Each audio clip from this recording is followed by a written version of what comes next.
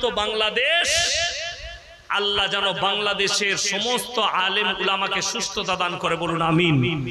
বাংলাদেশের মানুষের মধ্যে মিল, মহব্বত, প্রেম, প্রীতি, ভালোবাসা, ভ্রাতৃত্ব দান করে।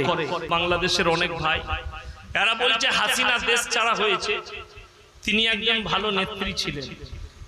বর্তমানে পৃথিবীতে যতগুলো শাসক আছে এর মতো অত্যাচারী শাসক বর্তমানে কেউ নেই।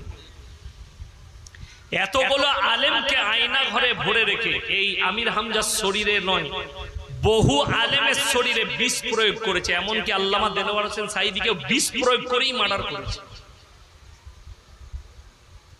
এ বড় কষ্টের বিষয়। শরীরে তো বিষ পাওয়া যাবে, কেন? খাবারের মধ্যে পয়জন দেওয়া হয়েছে, পয়জন যুক্ত খাবার, যে মানুষ যেন বুঝতে না পারে, আস্তে আস্তে আস্তে আস্তে পয়জনে যেন মারা। এইভাবে প্ল্যানিং, আয়না ঘরে যে কি অত্যাচার করেছে, কত মানুষ, কত মেয়ে তার স্বামীকে হারিয়েছে, ছেলেকে হারিয়েছে, সন্তানকে হারিয়েছে, কত বাচ্চা তার বাবাকে হারিয়েছে। কেন? তারা সবাই মারা গেছে আয়না ঘরে, তাদের খালি হাড়গোড় পড়ে আছে, আর কিছু নাই, এত অত্যাচার করেছে। তো আমি প্রথমেই বললাম, আল্লাহর কসম, ফিরাউনকে আল্লাহ ধ্বংস করেছেন, করেছেন না করেন? ফিরাউন চেয়েছিল মুসাকে মিটাবো, আল্লাহ ধ্বংস করেছে। নমরুদ চেয়েছিল ইব্রাহিমকে জ্বালাবো, একটা পশম জ্বালাতে পারে। হাসিনা চেয়েছিল আলেম মুক্ত দেশ করব, আল্লাহ তাকেই দেশ থেকে তাড়িয়েছে। এখন হাসিনা মুক্ত বাংলাদেশ, আল্লাহ যেন বাংলাদেশের সমস্ত আলেম উলামাকে সুস্থতা দান করে, বলুন আমিন। বাংলাদেশের মানুষের মধ্যে মিল, মহব্বত, প্রেম, প্রীতি, ভালোবাসা, ভ্রাতৃত্ব দান করে।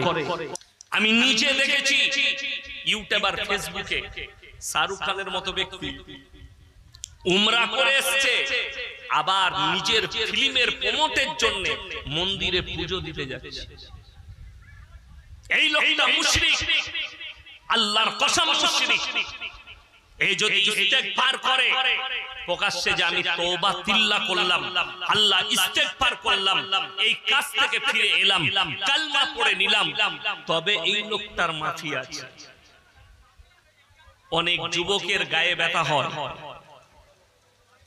কিচ্ছু হয়নি, অনেকে দাঁড়িয়ে আছেন পেছনে, সামনে চেয়ার খালি আছে, ভাই পেরিয়ে চলে আসুন, সামনে চেয়ার খালি আছে, আপনারা পেরিয়ে আসুন, আলহামদুলিল্লাহ পেরিয়ে আসুন, এইদিকে চলে আসুন, সামনে চলে আসুন,